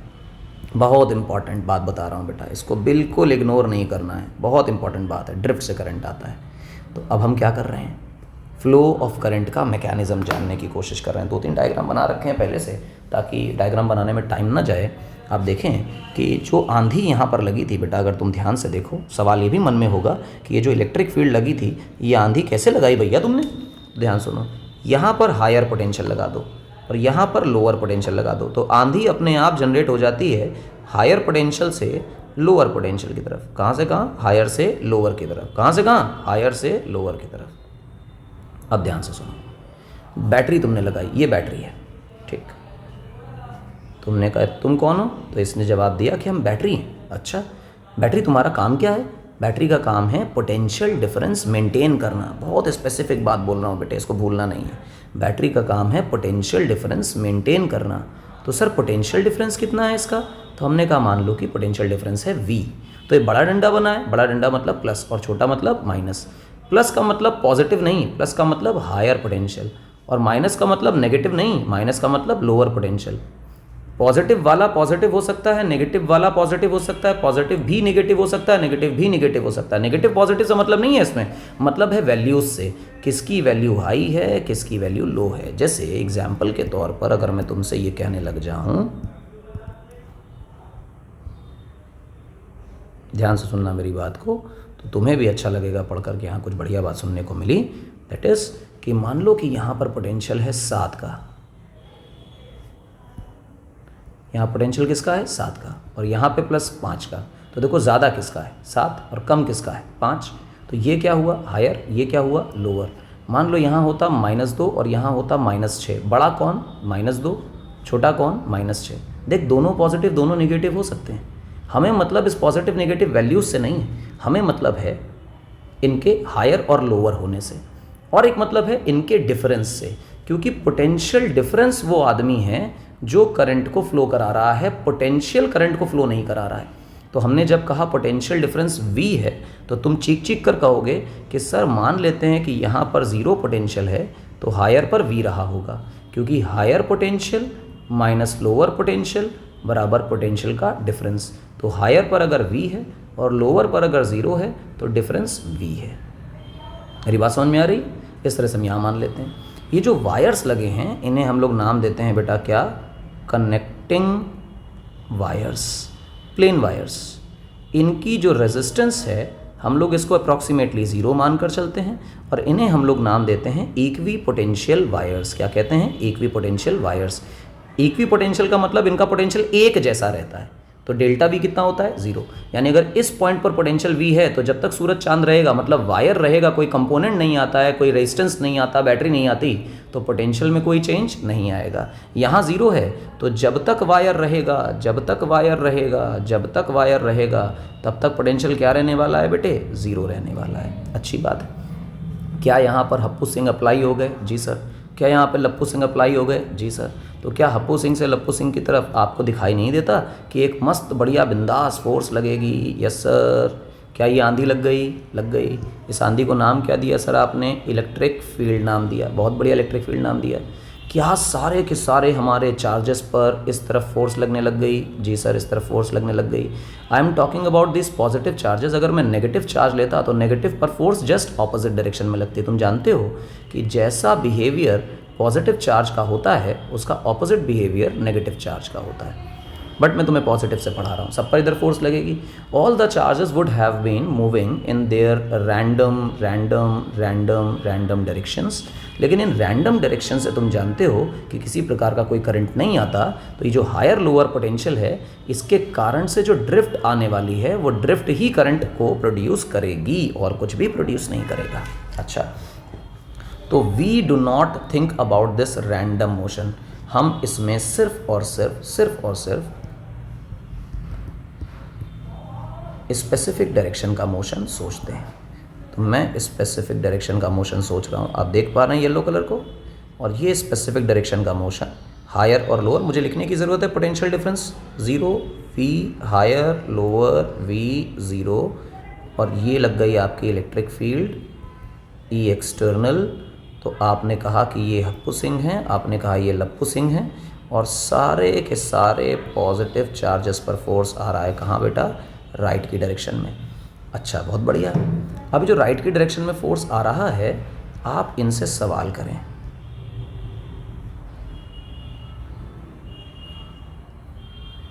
आप इस सरफेस को देखिए। हमने कहा था ना कि बताएगा कौन कि करंट आ रहा है, तो ये सरफेस बताएगी। इस सरफेस से देखिए, सरफेस कहेगी भैया हमेशा ना लेफ्ट से राइट में चार्ज जा रहा है, हमेशा ना लेफ्ट से राइट में चार्ज जा रहा है, हमेशा ना लेफ्ट से राइट में चार्ज जा रहा है। तो अगर ये सरफेस से पूछो कि चार्ज फ्लो हुआ या नहीं हुआ, तो ये कहेगी हाँ सर हुआ। डेफिनेट डायरेक्शन थी या नहीं थी? तो ये कहेगी हाँ थी, क्योंकि लेफ्ट से राइट की तरफ आ रहा था। तो चार्ज भी फ्लो हो गया और डेफिनेट डायरेक्शन भी आ गई। तो क्या इस सरफेस ने कहा कि हाँ करंट है? तो हम कहेंगे हाँ करंट है, इस्टेब्लिश किया करंट। बहुत बढ़िया। आपने एक फॉर्मूला पढ़ा पोटेंशियल का formula work done upon charge. मैं क्यों ना वर्क डन को एनर्जी के फॉर्म में लिख दूं? तो एनर्जी का फॉर्मूला कहाँ है? एनर्जी का फॉर्मूला बना V इंटू क्यू। क्यू को बेटा ऊपर भेज दिया इस तरह से, ठीक? हाँ सर, आ गया। तो अगर मैं इस सरफेस पे बैठे राम, श्याम, सीता, गीता, इन चार्जेस की एनर्जीज पूछूं, तो इन लोगों की एनर्जी होगी चार्ज E, पोटेंशियल V। और यहाँ पे बैठे हुए राम, श्याम, सीता, गीता की जो एनर्जी है, उसकी एनर्जी होगी 0। 0 क्यों? क्योंकि सर यहाँ का पोटेंशियल कितना है? 0। यहाँ का पोटेंशियल 0 है, तो energy Q into V, V 0 तो एनर्जी भी 0। तो ध्यान से देखो कि ये चार्जेस EV एनर्जी लेकर दौड़कर आ रहे हैं कंडक्टर में, और जैसे ही कंडक्टर को पार करते हैं इनकी एनर्जी कितनी हो जाती है? 0। यानी इनकी एनर्जी लुट जाती है। कहाँ लुट गई सर? कंडक्टर के अंदर लुट गई। अच्छा, यानी कि कंडक्टर के थ्रू पास होने से एनर्जी का लॉस हो रहा है। हाँ, यानी कि ये जो कंडक्टर है ना, ये धोखेबाज है। ये कंडक्टर एनर्जी कंज्यूम कर रहा है। जितनी एनर्जी ये चार्ज कैरियर्स यानी इलेक्ट्रॉन्स या पॉजिट्रॉन, जो भी आप इनका नाम देना चाहें, ये चार्ज कैरियर्स लेकर आ रहे थे, हमारा कंडक्टर वो एनर्जी कंज्यूम कर रहा है। तो आखिर ये ईवी एनर्जी, और यहाँ हो गई 0, तो ये एनर्जी गई कहाँ? कंडक्टर में। कंडक्टर ने इसका क्या किया? तो तुम्हारा पंखा चला, इससे टीवी चली, इससे एसी चला। आप जो भी अप्लायंसेस चलाते हैं उसमें करंट है ना, उसमें करंट या वोल्टेज या पताना धमकाना, इन सब का कोई कॉन्सेप्ट नहीं है। सारा कॉन्सेप्ट है एनर्जी का। किसका कॉन्सेप्ट है? एनर्जी। यानी असली बॉस कौन है? असली बॉस हर कॉन्सेप्ट में फिजिक्स में एनर्जी है। Real boss is energy. Energy ये डिसाइड कर रहा है कि भैया कोई अप्लायंस काम करेगा कि नहीं करेगा। ये जो करंट वरेंट फ्लो करा रहे हो ना, ये करंट वरेंट फ्लो कराने का काम एक्चुअली सिर्फ इस बात का है कि ये जो चार्ज कैरियर्स हैं, दीज इलेक्ट्रॉन्स और पॉजिट्रॉन्स वट एवर यू से, ये चार्ज कैरियर्स एनर्जी ले जाकर हमारे इस कंडक्टर को प्रोवाइड कर रहे हैं। अच्छा, यानी ये कैरियर्स हैं, एनर्जी कैरी कर रहे हैं। हाँ, तो ये करंट का कॉन्सेप्ट जो है वो एनर्जी प्रोवाइड करने का है। खैर, ये जीरो एनर्जी के लुटे हुए इलेक्ट्रॉन्स आते हैं बैटरी के पास, तो बैटरी कहती जा बेटा आगे जा, तो कहता नहीं देखो देखो देखो, तुम कौन हो? लप्पू सिंह। तुम कौन हो? हप्पू सिंह। हम कौन है? Positive charge. पॉजिटिव चार्ज जाता है हप्पू टू लप्पू, लेकिन अब कहाँ जाना है? लप्पू से हप्पू, तो अपने आप नहीं जाएगा। जिस प्रकार से आप एक बॉल लेते हैं, इसको आप ड्रॉप करते हैं, तो ये बॉल हमेशा नीचे की तरफ आती है।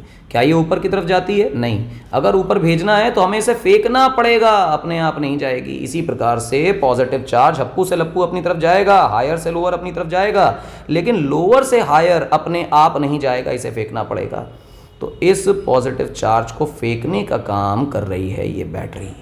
यहाँ पर अगर तुम इसकी एनर्जी देखो तो वो ज़ीरो है, क्योंकि यहाँ पर पोटेंशियल ज़ीरो है, और जैसे ही बैटरी इसको फेंक कर यहाँ पहुँचाएगी तो इसकी एनर्जी बन जाएगी E टाइम्स V, क्योंकि यहाँ पर जो पोटेंशियल है वो V है, और एनर्जी फॉर्मूला देखो एनर्जी का, V इंटू चार्ज, और चार्ज तो हमने E लिया हुआ है ना, तो we have got energy as EV, और यहाँ एनर्जी कितनी? ज़ीरो।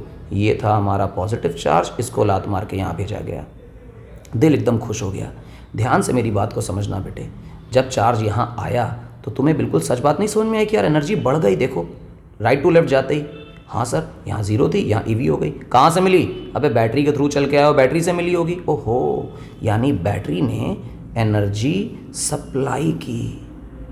बैटरी एक बहुत देवता टाइप आदमी है, ये सबको एनर्जी देता है। जितने इलेक्ट्रॉन चले आएंगे, जितने इलेक्ट्रॉन चले आएंगे, जितने इलेक्ट्रॉन चले आएंगे, सबको यहाँ से यहाँ, यहाँ से यहाँ, यहाँ से यहाँ पहुँचाएगा।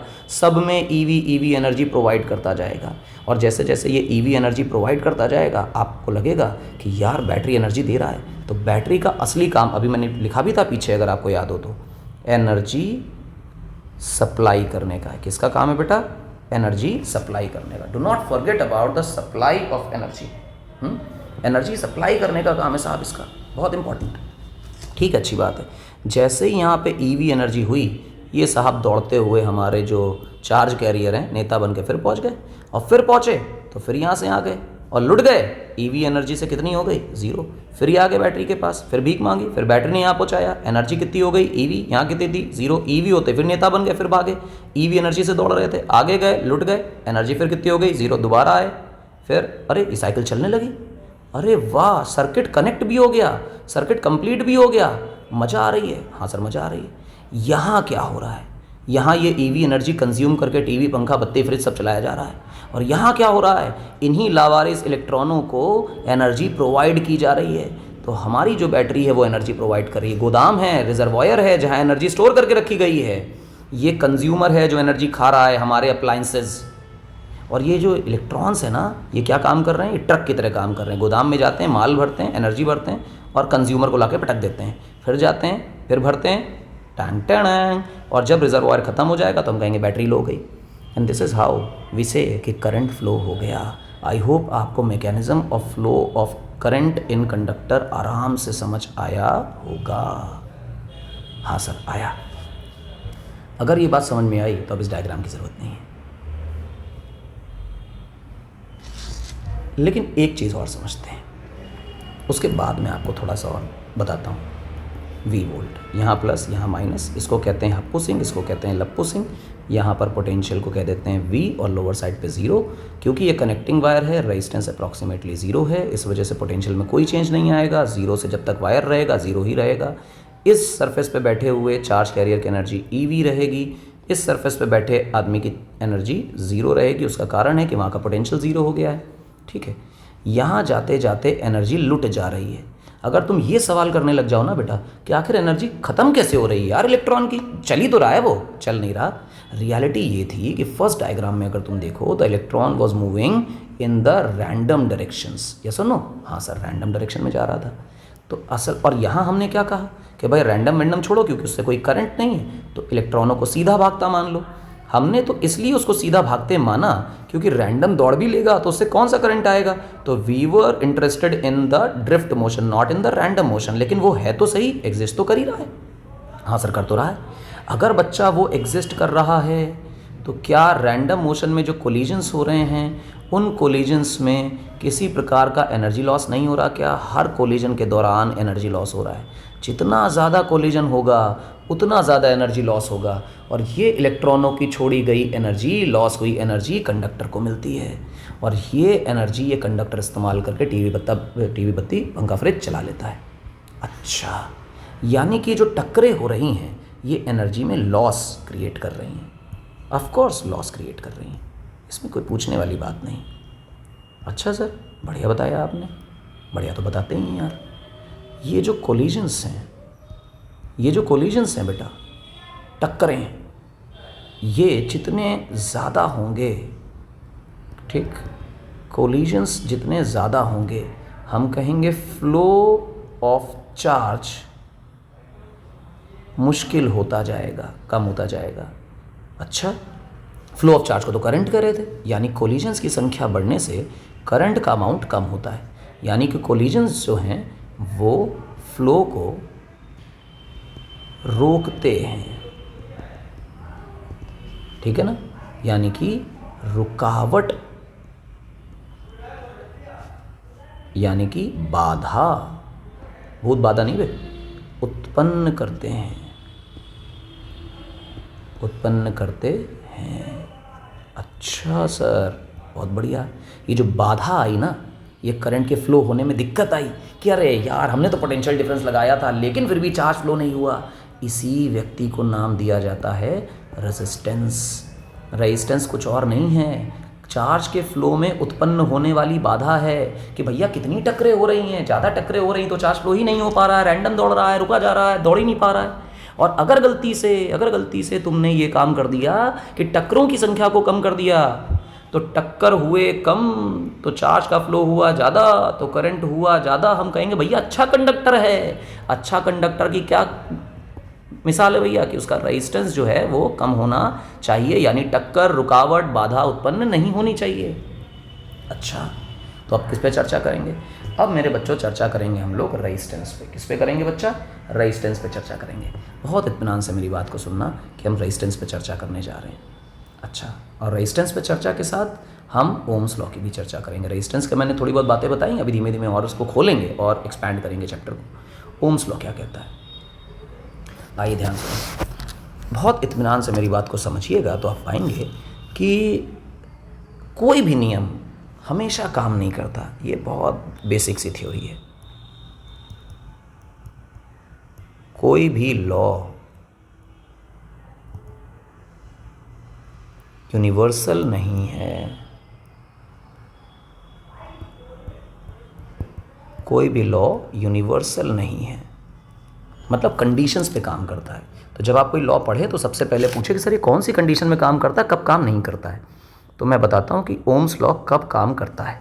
ठीक है, ओम्स लॉ काम करता है तब जब आपने मेटालिक या इलेक्ट्रोलिटिक कंडक्टर्स ले रखे हों। दूसरा, भाई साहब टेम्परेचर इनका फिक्स्ड हो, और टेम्परेचर के अलावा अदर फिजिकल प्रॉपर्टीज़ जैसे इनका शेप, साइज एक्सेट्रा कांस्टेंट रखा गया है, उनमें कोई चेंज नहीं लाया गया। ये बड़ी इंपॉर्टेंट बात है, ध्यान सुनिएगा मेरी बात, है ना।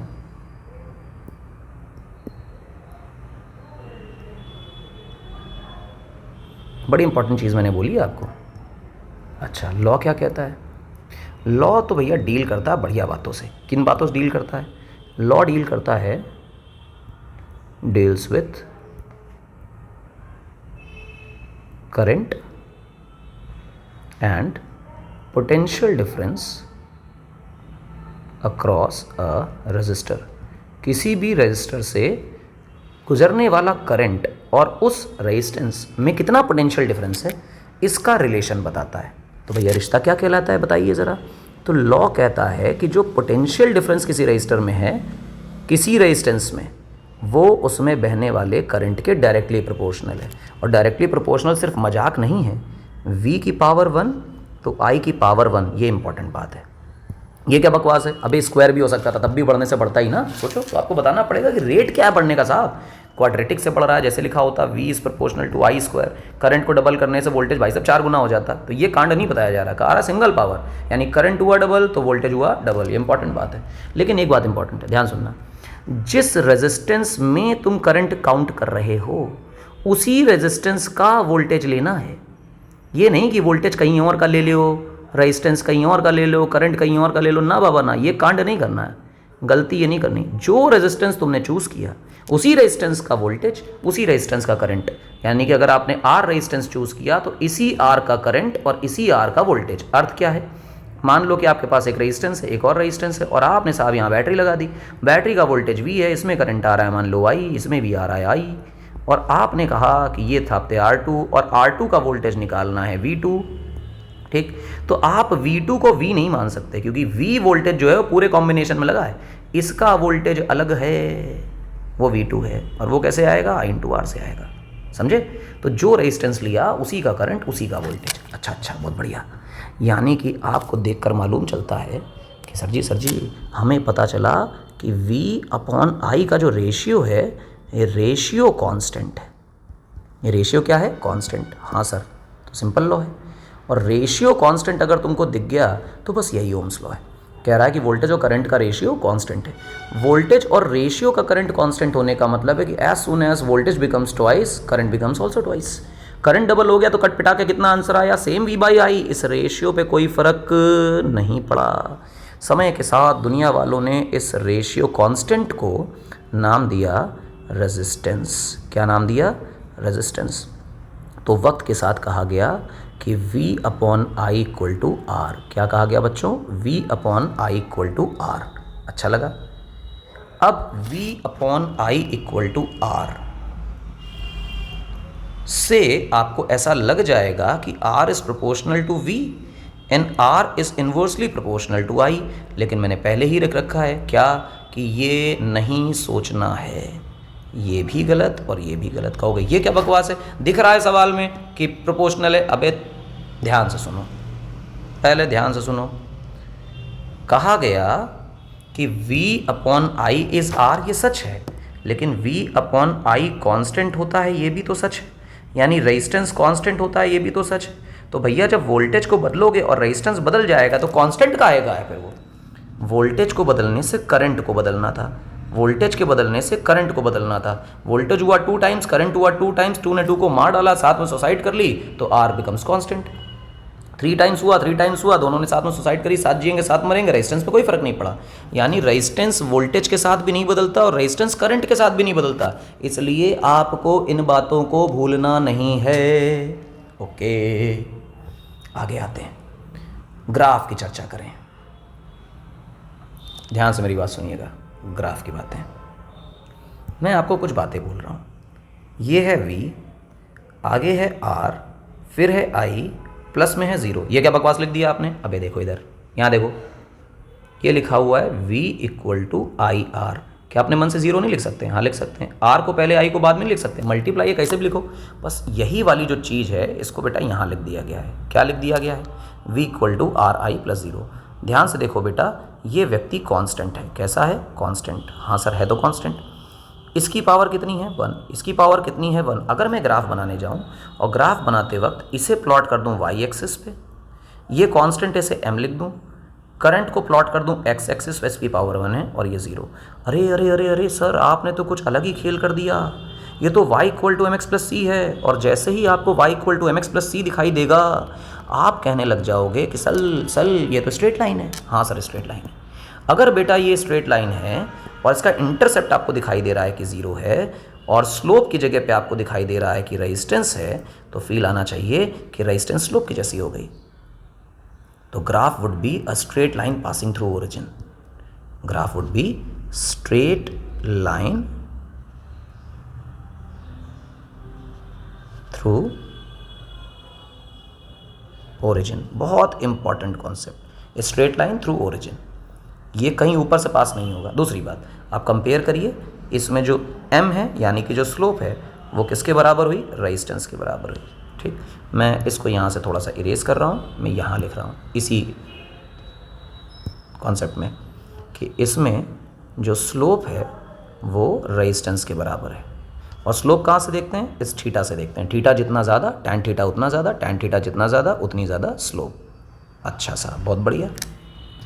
अब देखो यहाँ पे वाई एक्सिस में किसे प्लॉट किया? वी को। आई में किसे प्लॉट किया? आई को। तो जब तुम स्लोप लिखने जाते हो तो स्लोप का फॉर्मूला होता है delta Y upon delta X. Y की जगह वी और एक्स की जगह आई, और यही चीज़ क्या बन गई बेटा? रेजिस्टेंस। तो greater the slope greater the resistance. लेकिन इस बार अगले ग्राफ में बुद्धू बनाने की निंजा टेक्निक अप्लाई कर दी गई। वेरिएबल्स बदल दिए गए, आई को ऊपर रख दिया गया और वी को नीचे रख दिया गया। लेकिन तुम्हें ये बात अच्छी तरह पता है कि सर बुद्धू चाहे जितना बना लो इतना भी नहीं बना पाओगे। आई और वी का ग्राफ हमें इस वाली इक्वेशन से साफ नज़र आ रहा है। क्या नज़र आ रहा है?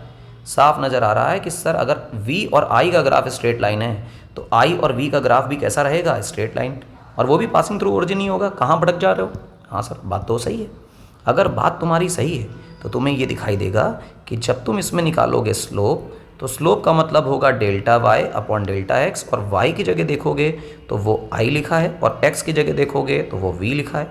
अमे यार, ये तो डेल्टा वी अपॉन डेल्टा आई का उल्टा लिखा है। उल्टा लिखा है यानी कि 1 अपॉन आर लिखा है। तो यानी कि आपको ध्यान देना किस पे? आपको ध्यान देना है सर कि स्लोप का जब सवाल आए तो गौर करिए कि वाई एक्सिस पे आकर किसे पोता गया है। अगर वाई एक्सिस पे वी है और एक्स एक्सिस पे आई है तो स्लोप आर के बराबर है। वाई एक्सिस पे आई है और एक्स एक्सिस पे वी है तो स्लोप 1 अपॉन आर के बराबर है। चमकी मेरी बात? हाँ सर चमकी, बढ़िया लगा। आइए, ये एक कीवर्ड आपको याद रखना है कि V I graph Ohm's law के लिए, हमेशा नहीं, ओम्स लॉ के लिए स्ट्रेट लाइन है और ओरिजिन से पास होगा। सवालों की बौछार आपके ऊपर की जा रही है बेटा। आपको देखो वाई एक्सिस पे किसे प्लॉट किया? वी को। एक्स पे किसे प्लॉट किया? आई को। सवाल में सबसे पहले तो यही देखना है, क्योंकि स्लोप पे ही तो कंपैरिजन कराएंगे। क्या ये स्ट्रेट लाइन है? हाँ सर। क्या ये भी स्ट्रेट लाइन है? हाँ सर। क्या ये ओरिजिन से पास हो रहे हैं? जी हाँ सर, ओरिजिन से पास हो रहे हैं। तो मतलब सब ओमिक है? ओमिक है। कह रहा किसका रेजिस्टेंस ज़्यादा? तो हमने कहा अगर हम स्लोप की चर्चा करें तो स्लोप तो डेल्टा वी अपॉन डेल्टा आई आएगा, क्योंकि वाई अपॉन एक्स है और ये रेजिस्टेंस के बराबर है। यानी स्लोप जितनी ज़्यादा रेजिस्टेंस उतना ज़्यादा। चिंटू का स्लोप ज़्यादा, मिंकी का स्लोप कम। इसका अर्थ ये हुआ कि रेजिस्टेंस चिंटू का ज़्यादा और रेजिस्टेंस मिंकी का कम। बात पल्ले पड़ी? धूमधाम से पड़ी। अच्छा, यहाँ देखिए ग्राफ में उद्बुद्ध बना दिया, आई को ऊपर वी को नीचे कर दिया। तुरंत ही आप स्लोप पर चले जाइए, और स्लोप पर जाएंगे तो आप लिखेंगे y यानी आई ऊपर, x यानी v नीचे। अरे सर ये तो कांड कर दिया आपने, 1/r हो गया। इसका मतलब जितना ज़्यादा स्लोप उतनी कम रेजिस्टेंस। तो यहाँ पर आप देखें स्लोप चिंटू का ज़्यादा और मिंकी का कम है। क्योंकि स्लोप चिंटू का ज़्यादा और स्लोप मिंकी का कम है, इस वजह से रेजिस्टेंस चिंटू की कम और रेजिस्टेंस मिंकी की ज़्यादा होगी। यानी कि एक्सेस बदलने पर चिंटू मिंकी की रेजिस्टेंस बदल गई। अरे वाह! आपको एक बात याद रखनी है, कभी भी इक्विवेलेंट रेजिस्टेंस निकालेंगे तो सीरीज़ का रेजिस्टेंस जो होता है वो सारे कॉम्बिनेशंस में मैक्सिमम होता है, और पैरेलल का कॉम्बिनेशन सारे तरह के कॉम्बिनेशंस में मिनिमम होता है। यानी कि आर इक्विवेलेंट जो आता है वो सीरीज़ और पैरेलल के बीच में होता है। ये फैक्ट है, जब मैं पढ़ाऊंगा सीरीज़ पैरेलल तो अभी हम लोग उसमें देखेंगे भी। लेकिन इक्विवेलेंट रेजिस्टेंस सीरीज से पैरेलल के बीच में लाई करता है। तीसरा सवाल देखें, इसने बनाया क्या है? V और I का ग्राफ। हाँ सर, V और I का ग्राफ बनाया है। तो 1 और 2 की चर्चा कर रहा है, और सवाल क्या पूछ रहा है? कौन सीरीज़ है कौन पैरेलल? हमने अभी सीखा कि सीरीज़ कम होगा और पैरेलल ज़्यादा होगा। V I का ग्राफ है, सर स्लोप की चर्चा कर लो। स्लोप की चर्चा करते ही आपके मन में फीलिंग आएगा कि delta V upon delta I होना चाहिए, ये तो रेजिस्टेंस के बराबर है। तो 1 का रेजिस्टेंस ज़्यादा है और 2 का रेजिस्टेंस कम है, यानी कि जो 1 है वो आदमी सीरीज़ है और जो 2 है वो आदमी पैरेलल है। नहीं समझ में आया? तो ये आदमी सीरीज़ निकला, ये आदमी पैरेलल निकला। तो ये 3 सवाल हैं आते हैं। चर्चा ऑन रेजिस्टेंस, नया सेगमेंट। नया सेगमेंट कह रहा है कि रेजिस्टेंस पे चर्चा करनी चाहिए। आइए साहब चर्चा करें। रेजिस्टेंस जो है, यानी कि वो जो हम लोग पढ़ रहे थे टक्कर,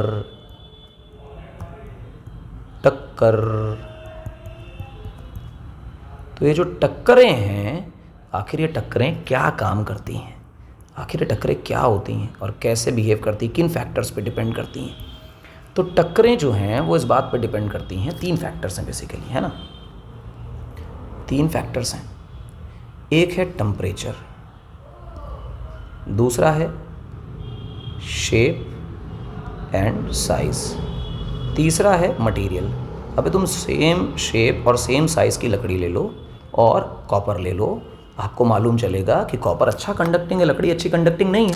लकड़ी में रेजिस्टेंस ज़्यादा है, कॉपर में रेजिस्टेंस कम है। तो मटेरियल की अपनी वजह से, मटेरियल का मतलब अरे लकड़ी के पास फ्री इलेक्ट्रॉन्स नहीं है, कॉपर के पास फ्री इलेक्ट्रॉन्स, इसी वजह से तो कंडक्टर है। हाँ हाँ सर, आपने सही बताया, बिल्कुल सही बात है। तो मटीरियल्स जो हैं वो बेसिकली ये डिसाइड करते हैं कि how many free electrons are present in the material, उसकी वजह से मटीरियल का कॉन्सेप्ट आता है। तो we have got the formula for resistance. तो मैं लिख के दिखाता हूँ कि रेजिस्टेंस जो है वो लेंथ के डायरेक्टली प्रोपोर्शनल, एरिया के इन्वर्सली प्रोपोर्शनल, और अगर इक्वल लगाएं तो हमें प्रोपोर्शनैलिटी कांस्टेंट लगाना पड़ेगा। We put a constant as rho, ठीक है ना, इसका नाम होता है रो, सिंबल का नेम है रो बेटा, लेकिन जो क्वांटिटी है इसका नाम है रेजिस्टिविटी। फैंसी से नाम है, आप सबको याद रखने पड़ते हैं, अंग्रेजों ने बनाया है तो हमको सीखना पड़ेगा। ये L क्या है और A क्या है वो समझना है। तो मान लो मैंने 3D में थोड़ा सा डायग्राम दिखाया है, यहाँ पे हमने हप्पू सिंह लगा दी और यहाँ पे लप्पू सिंह लगा दिया, तो करंट जो है वो हायर से लोअर की तरफ आएगा। जिस डायरेक्शन में करंट फ्लो करता है हम उस डायरेक्शन की लंबाई को लेंथ मान लेते हैं, और करंट के परपेंडिकुलर जो सरफेस होती है उसके एरिया को क्रॉस सेक्शन एरिया कंसीडर कर लेते हैं A। तो इसमें L और A के अपने स्पेसिफिक मतलब हैं, फालतू की लेंथ और एरिया नहीं है। जिस डायरेक्शन में करंट जाएगा वो लेंथ, उसके परपेंडिकुलर एरिया, इस तरह माना जाता है। रेजिस्टिविटी मटेरियल का फंक्शन है, लेंथ और एरिया टेम्परेचर से इंडिपेंडेंट, शेप एंड साइज के फंक्शन है। टेम्परेचर का फंक्शन मैंने जानबूझ के इसमें नहीं लिखा है, अपने कोर्स में टेम्परेचर के साथ वेरिएशन के कुछ खास कॉन्सेप्ट नहीं है, बस जैसा वेरिएशन है वो बता देंगे। लेकिन ये फॉर्मूला तब काम करता है जब हमने टेम्परेचर को कैसा रखा हुआ है बेटा, कांस्टेंट। ऐसा क्यों? अरे यार लॉजिकली एक फॉर्मूले में टेम्परेचर फलाना ढमकाना सब थोड़ी घुसेड़ लोगे, एक ही चीज़ पढ़ पाओगे एक बार में। इसलिए ये फॉर्मूला टेम्परेचर से इंडिपेंडेंट बनाया गया। इंडिपेंडेंट बनाने का मतलब we have considered the temperature at is constant, तभी हम ये फॉर्मूला यूज़ करेंगे। अच्छा, यानी 3 फैक्टर्स हैं। तो अंत में जो फॉर्मूला निकल कर आ रहा है रेजिस्टेंस का, वो आपको बहुत इंपॉर्टेंट तरीके से याद रखना है, दैट इज़ रो L/A। यानी एरिया सरफेस का जितना ज़्यादा, टक्करें उतनी कम, लेंथ जितनी ज़्यादा, टक्करें उतनी ज़्यादा, और रेजिस्टिविटी तो है ही सही। अच्छा, यानी अब आपको रेजिस्टिविटी बतानी पड़ेगी क्या होती है, ठीक, और रेजिस्टेंसेस के कुछ सवाल करने पड़ेंगे। जी हाँ सर, करने पड़ेंगे। तो चलिए आगे वो भी करते हैं।